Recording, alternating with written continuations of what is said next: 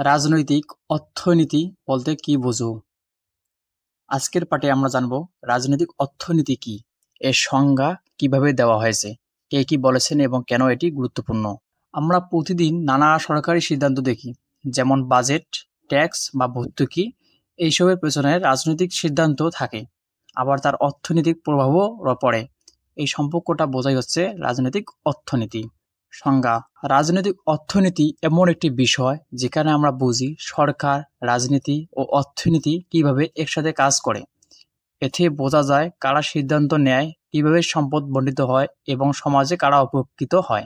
বিখ্যাত ব্যক্তিদের মতামত: বিভিন্ন চিন্তাবিদ রাজনৈতিক অর্থনীতি নিয়ে আলাদা আলাদা মতামত দিয়েছেন।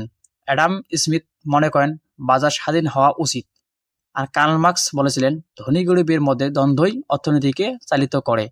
এইসব দৃষ্টিভঙ্গি বুঝলে রাজনৈতিক অর্থনীতি স্পষ্ট হয়। বাস্তব উদাহরণ: যেমন সরকার যদি কৃষকদের টাকা দেয়, এটা রাজনৈতিক সিদ্ধান্ত, কিন্তু এতে ফসলের দাম কমে যায়, এটা অর্থনৈতিক প্রভাব।